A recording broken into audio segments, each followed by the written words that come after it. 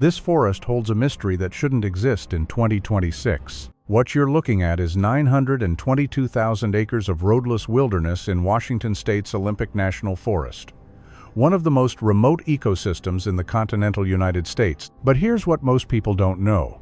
This single state has 731 documented Bigfoot encounters since the year 2000. 731. Not campfire stories from the 1970s. Not blurry photos from before smartphones existed. These are modern reports, many with GPS coordinates, thermal imaging, and high-definition video, and they're forcing forensic scientists, wildlife biologists, and even data analysts to ask uncomfortable questions. In 2024, everything changed. A data scientist named Flo Foxon did something nobody had done before. She ran a statistical correlation between every Bigfoot sighting in America and black bear population density across all 50 states. Her conclusion? 90% of Bigfoot sightings occur exactly where black bears live. Case closed, right? Just people misidentifying bears in the woods. Except there's a massive problem with that explanation. That other 10%, a few hundred high-quality, investigator-verified reports, they occur in places where bear populations are statistically insignificant. Remote areas where bears are rare or non-existent, yet credible witnesses are reporting 8-foot bipedal creatures with anatomical features that don't match any known animal in North America. And when forensic experts analyze the physical evidence from these cases, the footprint casts, the hair samples, the photographic analysis, they can't explain it away as bears, hoaxes, or misidentification. I'm not here to tell you Bigfoot is real. I'm here to show you why a portion of the scientific data refuses to disappear, no matter how hard skeptics try to dismiss it. Today, we're investigating 3 separate viewer-submitted encounters from 2026. 3 completely unrelated incidents from 3 different states. And what makes these cases compelling isn't just the witness testimony, it's the physical evidence, the forensic analysis, and the disturbing patterns that emerge when you compare them. First, Washington State's Cascade Mountains. A professional land surveyor with 22 years of experience photographs something during a routine boundary assessment. When a court-certified fingerprint expert analyzes the images, he finds dermal ridge patterns that shouldn't exist on this continent. Second, Florida's Everglades. A group of university wildlife management students conducting python research captures 45 seconds of footage showing a bipedal figure moving through chest-deep swamp water at speeds that exceed normal human capability. But it's not the footage that disturbs investigators, it's what they find when they follow it. Third, Wisconsin's Kettle Moraine State Forest. 2 teenagers on a night hike have a 3-minute face-to-face encounter with an 8-foot creature that doesn't run, doesn't attack, but stands with its hands on its hips and watches them with what they describe as annoyed curiosity. 3 encounters, 3 states, 3 pieces of physical evidence. But before we dive into these cases, you need to understand the science that's revolutionizing cryptozoology in 2026. Because this isn't your grandfather's Bigfoot research anymore. Environmental DNA sampling, eDNA, has completely changed how we detect wildlife. Scientists can now prove an animal exists in a specific location without ever seeing it. They simply analyze soil, water, and air particles. Every creature leaves genetic traces behind. In the last 18 months, independent researchers collected over 200 eDNA samples from Bigfoot hotspot areas across North America. The majority came back exactly as expected: black bear, elk, deer, human contamination. But 7 samples were flagged by automated genetic analysis as unidentified primate. Not bear, not human, not any cataloged species in the global DNA database. Now, mainstream geneticists will tell you these samples are contaminated, degraded, or misinterpreted, and they might be absolutely right. Without peer review and replication, these results remain unverified. But when you combine those genetic anomalies with the dermal ridge patterns found on plaster footprint casts, when you add the biomechanical gait analysis from vintage film footage, when you interview witnesses separated by thousands of miles who describe identical behavioral patterns, you start wondering, what is that 10%? The 3 people you're about to hear from didn't want this. They didn't set out to become that person who saw Bigfoot. They were just doing their jobs, enjoying nature, living normal lives. And then something walked into their reality that modern science says shouldn't exist. So here's what we're going to do. I'll present each encounter with complete context. Then we'll apply forensic science, behavioral biology, and statistical analysis. We'll examine the skeptical explanations honestly, and then you decide for yourself. Because the real question isn't, is Bigfoot real? The real question is, what is living in 10% of the American wilderness that we still can't explain? Let's find out. Our first stop takes us to Washington's Cascade Mountains, where a land surveyor's routine day turned into a forensic mystery. What Mark Chen photographed that afternoon would make a 30-year fingerprint expert question everything he thought he knew about primates in North America, and what was left on his truck windshield defies every logical explanation. Gifford Pinchot National Forest, Washington. The 14th of January 2026. Mark Chen, age 47. Professional land surveyor with 22 years of field experience. Solo boundary assessment near Cub Lake, the exact location of a famous 1,969 Bigfoot sighting, though Mark didn't know that at the time. This is 1.3 million acres of Douglas fir and western hemlock, so dense that in some sections, helicopter rescue is the only way out. This is not a place you want to be alone. Mark's job is precision, GPS coordinates, elevation measurements, property line verification, methodical, technical work that requires absolute focus. At 2:47 p.m., the forest went completely silent. If you've spent time in deep wilderness, you know this phenomenon. Ornithologists call it displacement. When an apex predator, a mountain lion, a bear, a wolf, enters an area, every other creature goes quiet. Birds stop singing. Insects stop buzzing. A kind of atmospheric pressure fills the air. Mark described it as the feeling you get when you realize you've walked into someone else's home. He continued working, assuming maybe a black bear was nearby.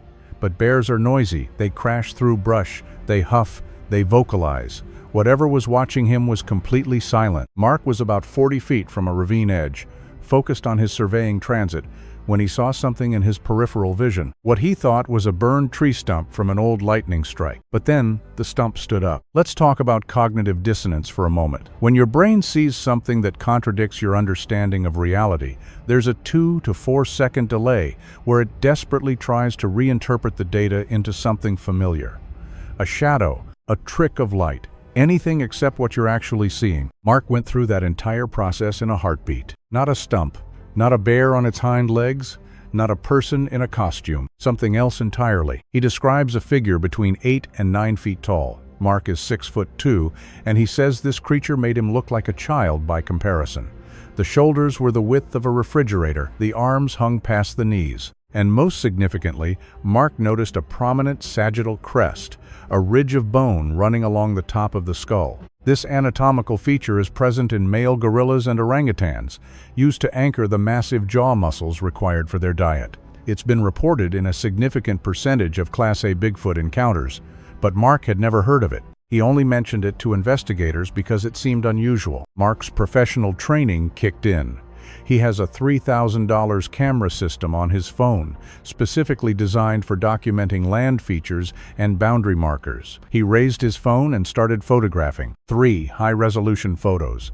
Before his phone died, Mark's battery was at 82% when he started shooting.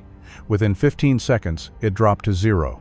Complete shutdown. Skeptics immediately point to cold weather battery drain, but the ambient temperature that day was 54 degrees Fahrenheit, well within normal operational range for modern lithium-ion batteries. This electronic interference phenomenon is reported in enough Class A cases to constitute a pattern, though the exact percentage varies by dataset. Some researchers speculate infrasound low-frequency vibrations below human hearing range that can affect electronic circuits and even cause feelings of dread or unease. The creature didn't approach. It didn't vocalize. It simply watched Mark with what he described as calm assessment, then turned and moved into the ravine with a gait that Mark, an experienced outdoorsman who's encountered bears, elk, and deer his entire life, says was completely non-human. Mark backed away slowly, returned to his truck, and tried to restart his phone.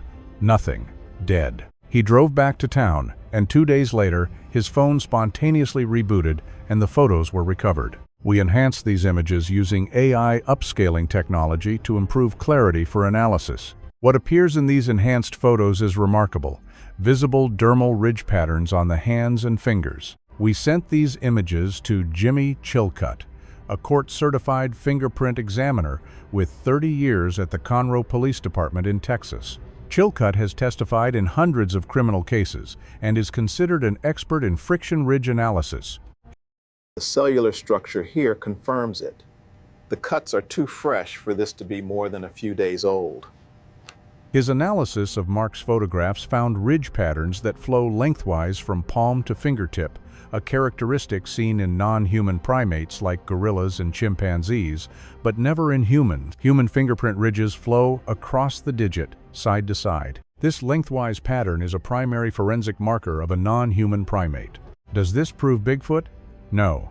These photos alone don't constitute definitive proof, but they are one piece of a larger forensic puzzle. But here's where Mark's story takes a truly bizarre turn. When he arrived at his truck that afternoon, he found something on his windshield. Not a handprint, not a footprint, not a threat. A perfectly woven crown made from mountain laurel branches. Circular, intricately braided, the kind of craftsmanship you'd expect from a skilled human artisan. Except mountain laurel Kalmia latifolia doesn't grow anywhere near that location. We verified this with regional plant range maps and the U.S. Forest Service botanical database. The nearest mountain laurel is over 10 miles away in completely different terrain. Mark's truck has a dash cam that records a wide-angle view of anyone approaching the vehicle. He reviewed the footage that night. At 3:14 p.m., while Mark was walking back from the ravine, the crown simply appears on the windshield between camera frames. One frame shows nothing. The next frame shows the crown in place, but there's no figure visible, no shadow, no movement, no indication of how it got there. Mark still has that crown. He had it analyzed by a botanist at Washington State University who confirmed it's authentic mountain laurel, hand-woven, and based on the cellular structure of the cut stems, it was created within hours of being found. How it traveled 10 miles across mountainous terrain and appeared on Mark's windshield without being captured on camera remains completely unexplained. But if you think Washington's mountain forests are the only place where the impossible happens, you haven't been to Florida's swamps after dark, where a group of university students discovered that some creatures don't just hide in the Everglades, they build homes there. And what was standing behind them while they filmed those homes is captured on thermal imaging they didn't discover until 3 days later. The Everglades, Florida. The 9th of March, 2026, 11:37 p.m. If Washington's Sasquatch is the reclusive mountain giant, Florida's skunk ape is its aggressive, territorial, swamp-dwelling cousin. And unlike the Pacific Northwest, where encounters are typically brief glimpses through trees, in Florida people report extended, close-range confrontations. Our second case involves 3 wildlife management students from the University of Florida: Sarah Martinez, David Chen, and James Rodriguez. They were conducting a routine night survey of the Green Swamp Wilderness Preserve, 1.5 million acres of subtropical wetland, accessible only by airboat. This wasn't a Bigfoot expedition.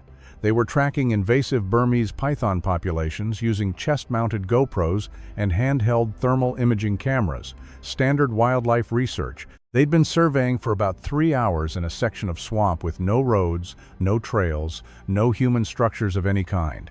Just cypress domes, sawgrass prairies, and standing water. At 11:37 p.m., Sarah smelled it first. It hit like a physical wall, she told us in her interview.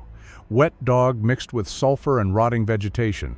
But underneath that was something else, something organic and overwhelming that made your eyes water. The smell is one of the most consistent elements in skunk. Ape reports witnesses describe it in nearly identical terms despite being separated by decades and hundreds of miles. From a biological standpoint, this isn't mysterious. Many animals use scent marking to establish territory.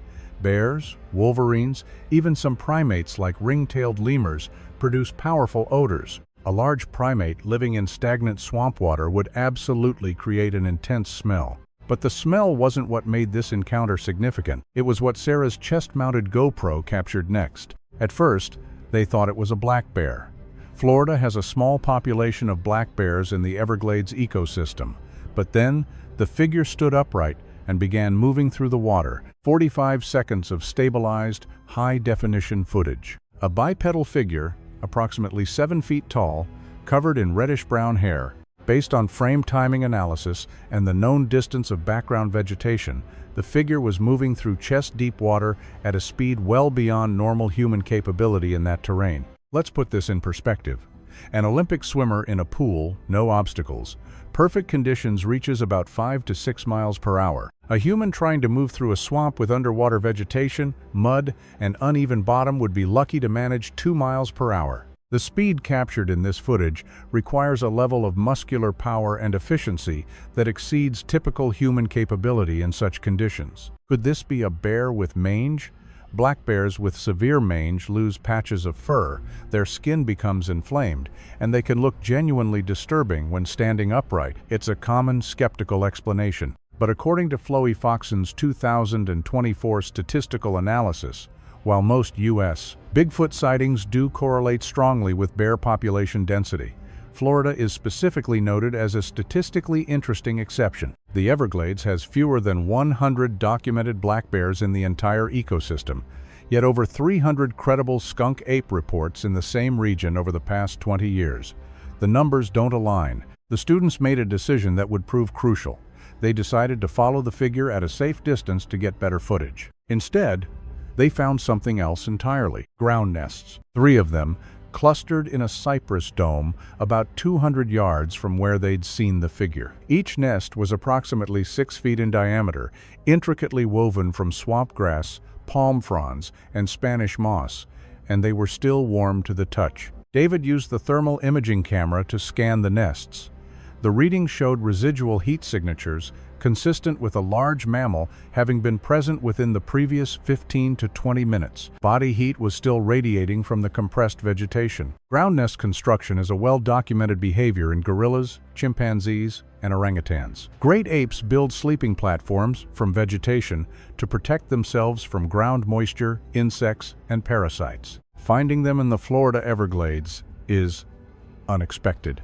There are no known great apes in North America, and black bears don't weave structures. They dig dens or find natural cavities in trees or under fallen logs. As the students documented the nests with photos and thermal scans, they heard something that didn't belong in a swamp at midnight: a rhythmic, metallic clicking sound. James described it as perfectly timed, like a metronome, but with a metallic quality that sounded almost mechanical. And here's where it gets strange.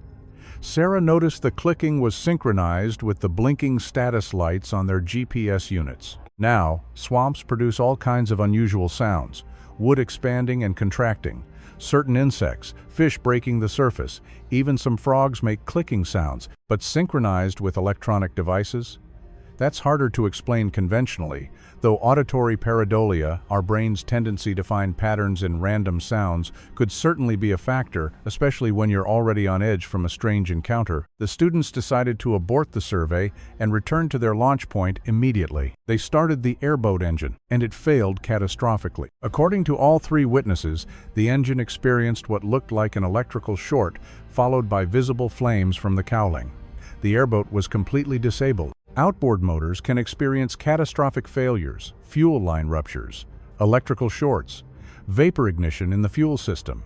It happens, especially in humid, methane-rich environments like swamps. But consider the statistical probability: strange encounter, discovery of woven structures, unexplained sounds, immediate equipment failure, all within a 30-minute window. Coincidence? Possibly, but it's a pattern worth documenting. The students were stranded in the middle of the swamp with no working communication. Their cell phones had no signal in that remote area, and no engine. They used emergency flares to signal their location. Park rangers found them 6 hours later at dawn and towed them back to the launch area. The students filed a detailed report with their faculty supervisor, who forwarded it to us along with the GoPro footage, thermal imaging data, and photographs of the nests. When investigators returned to the location 3 days later to document the nests more thoroughly, they were gone, completely dismantled and scattered. But here's the detail that still haunts the research team. When they reviewed the thermal imaging footage frame by frame back at the university, they found something the students hadn't noticed in real time. While they were examining and photographing the ground nests, a second heat signature appears in the background of the thermal scan. Bipedal, approximately 7.5 feet tall, standing motionless just 4 feet behind David while he was filming the nests, watching them, and then, between frames, it simply vanishes from the thermal image. But the most discussed case of 2026 didn't happen in remote wilderness. It happened 56 miles from Milwaukee, Wisconsin, in a suburban forest where families picnic and retirees walk their dogs. 2 teenagers on a late-night hike were about to have a 3-minute encounter that would challenge everything we think we know about Bigfoot behavior. Because this creature didn't run, it didn't hide, it stood its ground and judged them. Kettle Moraine State Forest, Wisconsin, the 14th of January 2026. This is not remote wilderness. This is 30,000 acres of glacial terrain and hardwood forests located 56 miles northwest of Milwaukee. This is suburban recreation land, where families bring their kids, where retirees walk their dogs, where high school cross-country teams practice. This is not supposed to be Bigfoot country. But on the 14th of January 2026, the Bigfoot Field Researchers Organization formally entered a Class A report that became the most discussed case of the year. 2 teenagers, Jake Morrison and Emily Torres, both 19 years old, both freshmen at the University of Wisconsin-Milwaukee. They decided to do a late-night hike on the Scuppernong Trail. Before we go further, we don't recommend night hiking in any area with documented cryptid activity.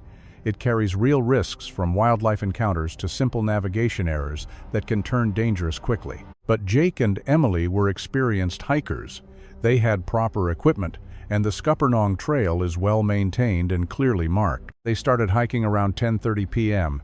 It was a cold, clear night with nearly a full moon, excellent visibility. They'd been on the trail for approximately 45 minutes when Emily suddenly grabbed Jake's arm and stopped walking. She was staring at something off the trail, about 15 feet into the tree line. Standing completely motionless was a bipedal figure between 7.5 and 8 feet tall. Here's what makes this encounter particularly significant for our investigation. It lasted nearly 3 full minutes. Most Bigfoot encounters are fleeting, a glimpse through trees, a shadow that disappears, something crossing a road in the distance. Brief moments that are over before your brain fully processes what you're seeing. This was an extended, close-range observation by 2 witnesses simultaneously under good lighting conditions. Emily describes the creature's coloring first.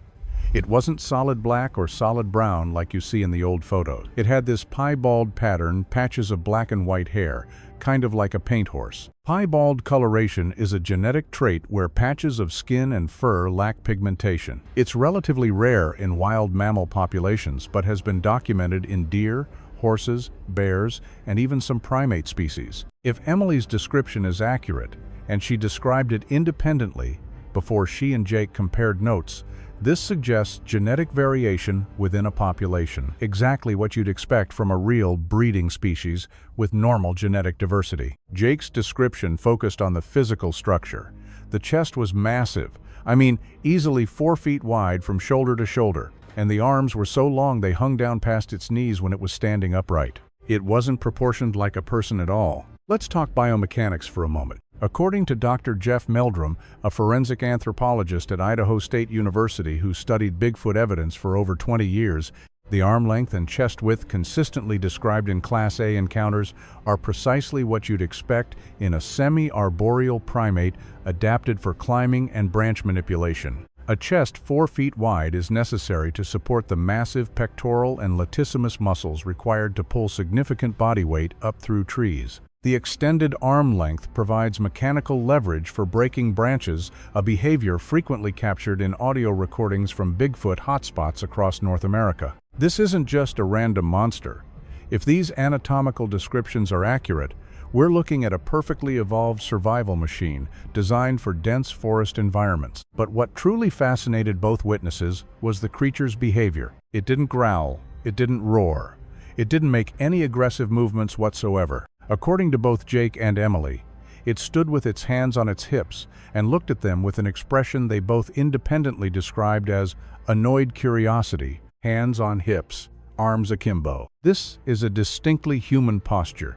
It's a gesture of casual authority, mild annoyance, patient tolerance. It's what a parent does when their child asks a question for the 10th time. It's what a teacher does when students are talking during class. It's not the behavior of a mindless animal. This behavioral detail supports one of the more compelling theories in modern cryptozoology, that Sasquatch may be a relict hominid, a side branch of the human evolutionary tree that diverged hundreds of thousands of years ago but retained certain behavioral and cognitive traits. We know from paleontology and genetics that multiple human-like species walked the Earth simultaneously. Homo erectus, Homo heidelbergensis, Neanderthals, Denisovans. Is it possible that one lineage survived in isolated wilderness areas by avoiding human contact? Jake and Emily stood frozen for what felt like an eternity but was probably 30 to 45 seconds. Then Emily did something that probably saved them from a much closer encounter. She started backing away slowly while maintaining eye contact, pulling Jake with her. The creature didn't follow. It didn't move at all.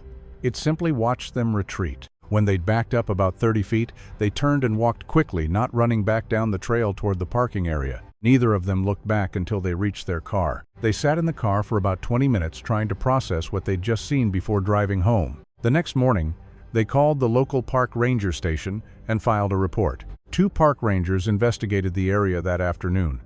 They found pressed-down grass and vegetation consistent with something large having stood in that exact location. But the ground was frozen solid. It was January in Wisconsin, so no clear footprints were preserved. However, there's one more element to Jake and Emily's encounter that connects it to a broader, more controversial pattern. As they were driving out of the parking area, both of them noticed lights in the sky. Not airplane lights, not helicopter lights, silent lights moving erratically zigzagging, making sharp, angular turns that conventional aircraft can't perform. They watched these lights for approximately 90 seconds before they disappeared. In 2025, a research project called Sentient Orbs analyzed 10 years of reports from the BFRO and NUFORC, the National UFO Reporting Center. They found 944 documented cases where Bigfoot sightings and UAP, unidentified aerial phenomena sightings, occurred within 100 kilometers and 72 hours of each other. That correlation is large enough to justify asking questions without assuming a connection. Does this mean Bigfoot is extraterrestrial? No evidence supports that. Does it mean there's a proven connection? No. But it means that witnesses in cryptid hotspot areas are reporting both phenomena with notable frequency. Jake and Emily filed their BFRO report 3 weeks after the encounter. They didn't capture any photos or video, their phones were in their backpacks, and the encounter happened too quickly. But they are 2 credible witnesses with identical descriptions of something that, according to mainstream zoology, doesn't exist in Wisconsin or anywhere else. 3 encounters, 3 states, 3 pieces of physical evidence. But what does science actually say when you strip away the sensationalism and look at the hard forensic data? Because in 2026, the evidence for something unknown in our forests isn't just eyewitness testimony anymore. It's DNA, it's fingerprints, and it's biomechanical analysis that's forcing even skeptics to ask uncomfortable questions. Let's be completely honest. If you want to run a credible channel about controversial topics in 2026, you can't rely on spooky music and dramatic narration. You need data. You need expert analysis. And most importantly, you need to present the skeptical explanations with the same rigor you present the supportive evidence. So let's talk about what science actually says about Bigfoot. The forensic case rests on 3 primary pillars: dermal ridge analysis, biomechanical gait studies, and environmental DNA sampling. Jimmy Chilcutt spent 30 years as a fingerprint examiner for the Conroe Police Department in Texas. He's testified in hundreds of criminal cases. His expertise in friction ridge analysis is court-certified and accepted in legal proceedings. In 2000, Chilcutt was contacted by a skeptical researcher who wanted him to examine plaster casts of alleged Bigfoot footprints. The expectation was that Chilcutt would immediately identify them as human prints, artificial fabrications, or something else easily explainable. He didn't.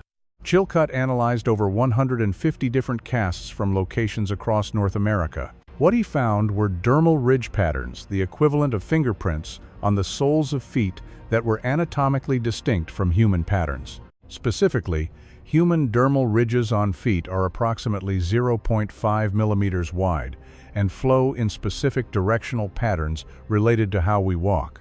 The ridges in the casts Chilcutt examined were approximately twice as thick, around 1 millimeter wide, and flowed in a direction he'd never seen in human prints. However, the ridge flow pattern matched what's seen in non-human great apes. In a 2006 interview, Chilcutt made a statement that's worth noting. "These ridges are real. I don't know what animal made them, but they are not human, they are not fabricated, and they represent a genuine biological phenomenon." That's primary source evidence from a forensic expert with decades of courtroom credibility. Does it prove Bigfoot exists? No, but it does prove that something is leaving anatomically non-human footprints in North American forests. When the famous Patterson-Gimlin film was shot in 1967 at Bluff Creek, California, skeptics immediately dismissed it as a person in a suit. For decades, that seemed like the most plausible explanation, until biomechanical engineers started analyzing the footage with modern technology. The creature in the Patterson film walks with what's called a compliant gait. The knees remain bent throughout the entire stride cycle to minimize vertical movement of the center of mass. This is exactly how gorillas and chimpanzees walk when they're upright. It's energy efficient for heavy, muscular bodies with different skeletal structures than humans. But here's the biomechanical problem. Humans can't sustain a compliant gait for more than a few seconds without completely exhausting their quadriceps muscles. Yet the Patterson creature walks this way continuously, covering over 100 feet of uneven terrain without breaking stride or showing any signs of fatigue. Multiple biomechanical analyses, including a detailed 2004 study by anthropologists, concluded that replicating this specific gait in a suit would require either superhuman leg strength or mechanical assistance that didn't exist in 1967. Again, this doesn't definitively prove Bigfoot, but it proves the Patterson film shows something that's either a non-human primate with a fundamentally different skeletal structure than humans, or a technology that was decades ahead of its time. In 2024, data scientist Flo Foxon published a statistical analysis that generated massive discussion in the cryptozoology community. She analyzed thousands of Bigfoot sighting reports and compared them to black bear population density maps across the United States. Her finding: Bigfoot sightings correlate very strongly with areas where black bears live. Her conclusion: the vast majority of Bigfoot sightings are misidentified black bears. And you know what? She's probably right about a significant majority of reports. Black bears stand upright regularly. They're large, dark-colored, and can look genuinely strange when they have mange or other skin conditions. If you're not familiar with bear behavior and you encounter one in low-light conditions or at a distance, you could absolutely report it as a Bigfoot sighting. This is healthy skepticism. This is science working exactly as it should. But, and this is crucial, Foxon herself acknowledges in her published analysis that her statistical model doesn't account for all the data. Specifically, there are geographic clusters where bear populations are minimal or non-existent, yet Class A Bigfoot reports remain statistically significant. Certain counties in Texas, parts of Washington state with low bear density, the Florida Everglades. If the vast majority of sightings are bears, what accounts for the remaining cases in areas with few or no bears? This is the game changer in 2026. Environmental DNA sampling has revolutionized wildlife biology. Scientists can now detect the presence of rare or elusive species without ever directly observing them. The principle is simple. Every living creature constantly sheds DNA through skin cells, hair, saliva, urine, and feces.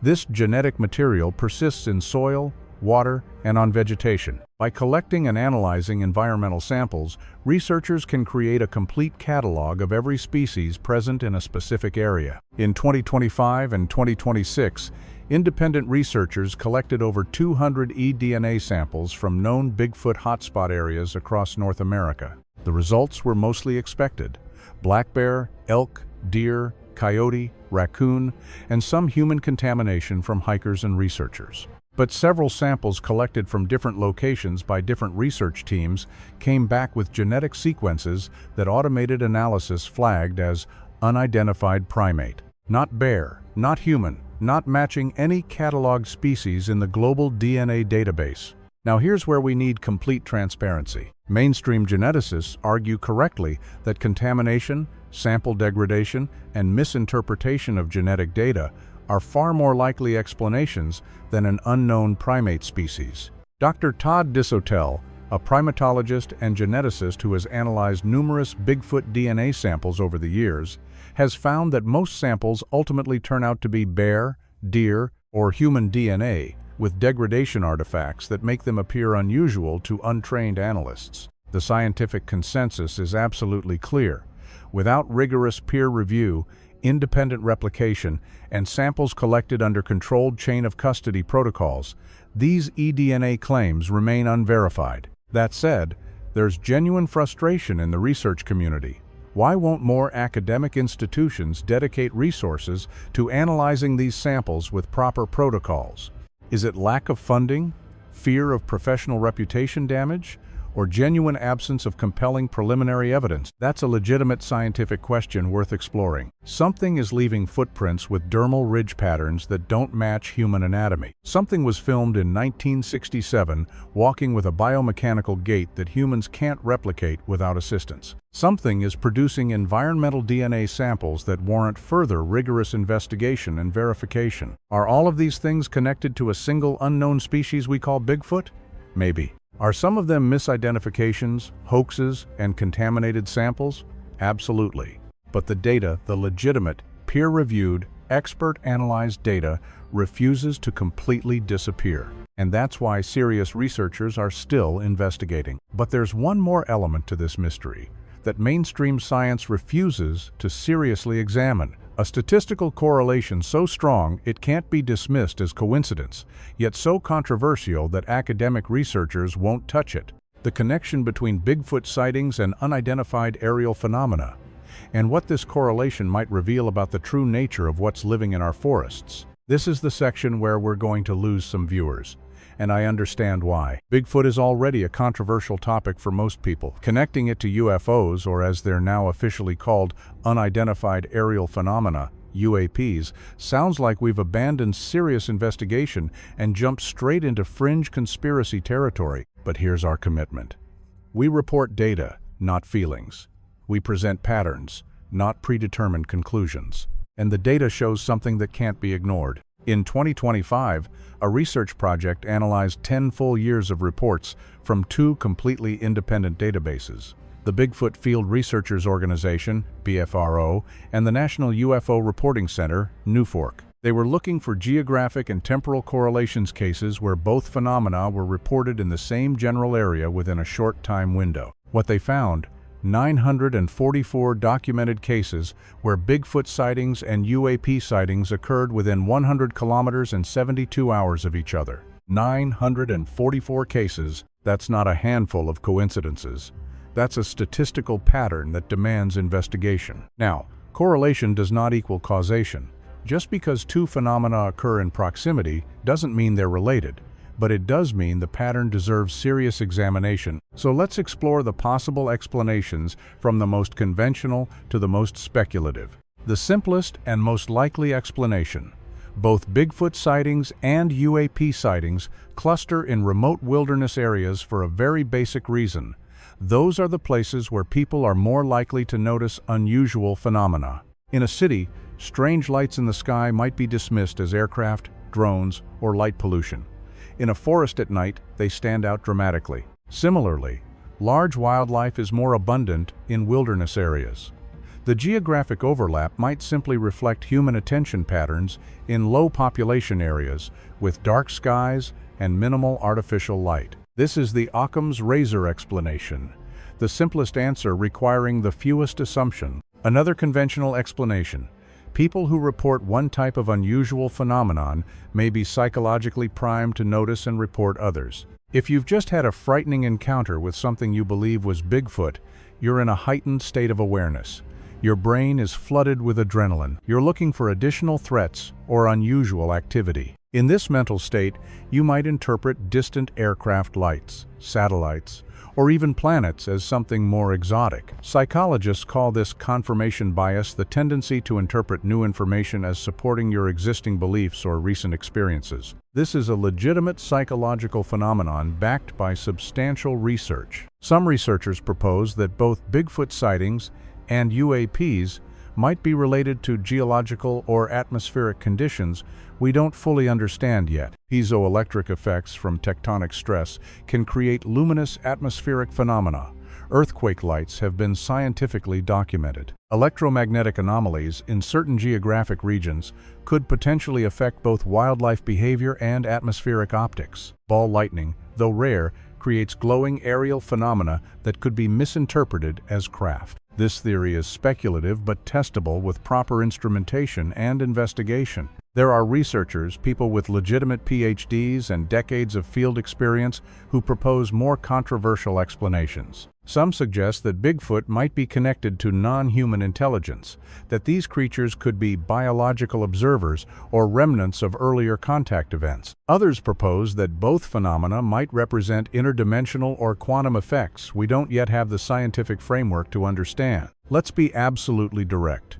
There is zero peer-reviewed scientific evidence for dimensional shifting, quantum cloaking, or any mechanism that would allow a biological creature to phase in and out of our observable reality. These ideas belong to science fiction, not science fact. However, and this is important, the core question these exotic theories are trying to address is entirely legitimate. If Bigfoot exists as a flesh and blood biological animal, why haven't we found a body? The missing body problem. We regularly find remains of bears, elk, wolves, cougars, and even elusive animals like wolverines.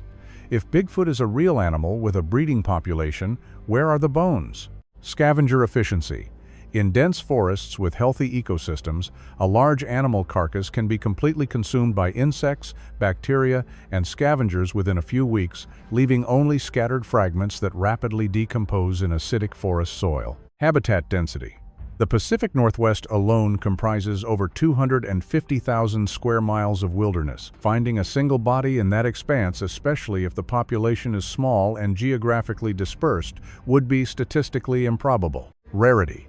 If we're talking about a population of only a few hundred individuals distributed across millions of acres, the chances of a human stumbling upon remains are infinitesimal. Consider historical precedent. The mountain gorilla, a 400-pound primate, wasn't scientifically confirmed until 1902, despite living in relatively accessible African forests. The saola, a large bovine species, wasn't discovered until 1,992 inches Vietnam. The natural world still holds secrets. That's not controversial, it's documented fact. Back to the UAP correlation. What makes this pattern genuinely interesting, regardless of which theory you favor, is the number of witnesses who report seeing both phenomena during the same encounter. Jake and Emily in Wisconsin saw erratic aerial lights immediately after their Bigfoot encounter. The 3 students in Florida reported seeing unusual lights in the sky the night before their swamp encounter. Mark in Washington didn't mention it in his initial report, but when specifically asked during a follow-up interview, he recalled seeing strange lights 3 nights after his encounter. Is this observer bias? Heightened awareness after a strange experience? Is it a geographic correlation related to shared environmental factors? Or is there actually a connection we don't yet understand? We don't know. And anyone who tells you they know for certain in either direction is making claims that exceed the available evidence. But there's one more perspective on this mystery that predates all of our scientific investigation by thousands of years. Indigenous peoples across North America have always known about these beings, and what their traditions tell us about Bigfoot's nature and behavior might be the most important piece of this puzzle. Because for them, this was never a mystery at all. Before European settlers ever set foot in North America, before the word Bigfoot was coined in a 1958 California newspaper, before cryptozoology existed as a field of study, indigenous peoples across this continent regarded this being as something far more significant than a monster in the woods. To the Lumi Nation of Washington, it's called Samequis. To the Spokane tribes, it's Stiaha. The Salish people know it as Sasquatch. The Cherokee call it Kekle Kudle. Over 130 different indigenous names exist for this entity across North American tribal nations. And in almost every single tradition, it's not described as a mindless beast or a cryptozoological curiosity. It's described as a relative, a guardian of the land, a teacher. In 2024, a documentary called Guardians of the Land explored these cultural perspectives in depth. Filmmaker Laurent Cachia, a member of the Confederated Tribes of Grand Ronde, stated something profound. Bigfoot is a relative that reminds us of our responsibility to the land. When you disrespect the forest, when you take more than you need, when you treat nature as a resource to exploit rather than a relationship to honor, that's when you encounter problems. That's when the guardian makes itself known. This isn't superstition or folklore. This is ecological wisdom passed down through thousands of years of living in direct, sustainable relationship with these ecosystems. And here's what's remarkable. The behavioral patterns described in indigenous oral traditions match exactly what modern witnesses report. The behavioral overlap is extraordinary. Now, I'm not suggesting that indigenous knowledge should replace scientific investigation. I'm saying they're complementary. They're both valuable. Science gives us forensic data, biomechanical analysis, and DNA sequencing. Indigenous knowledge gives us behavioral context, ecological relationships, and thousands of years of direct, generational observation. Both perspectives deserve respect. Both perspectives offer insight. We've examined 3 separate viewer-submitted encounters from 2026. A professional land surveyor in Washington who photographed something with non-human dermal ridge patterns and found a woven crown made from a plant species that doesn't grow anywhere near his location. 3 university students in Florida who recorded a bipedal figure moving through swamp water at speeds exceeding human capability, found woven ground nests, and discovered on thermal imaging that something was standing 4 feet behind them while they filmed. 2 teenagers in Wisconsin who had a 3-minute face-to-face encounter with an 8-foot creature that stood with its hands on its hips and watched them with what they described as curious annoyance. We've examined the forensic evidence, dermal ridge patterns that don't match human anatomy, biomechanical gaits that exceed human capability, environmental DNA samples that require further, rigorous verification. We've acknowledged the skeptical explanations honestly. A significant majority of sightings probably are misidentified bears. Contaminated DNA samples are common. Observer bias is real. Hoaxes exist. But we've also documented the data that refuses to completely disappear. The 10% of cases that occur where bears are rare. The expert forensic analysis that can't explain away certain evidence. The consistent behavioral patterns reported across decades and thousands of miles. I don't know. And anyone claiming absolute certainty, either that Bigfoot definitely exists or definitely doesn't, is operating on belief rather than evidence. What I can tell you with confidence, something is leaving physical evidence in our forests that warrants continued serious investigation. This channel exists because of you.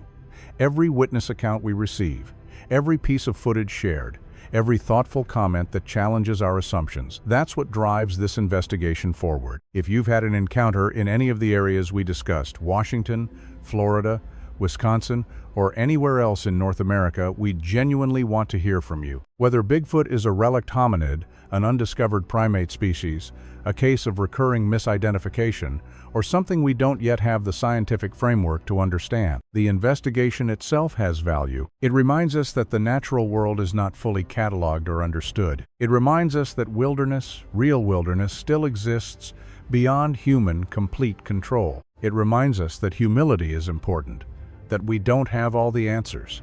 And maybe, just maybe, that's the real message from whatever is out there in those forests. That mystery still exists.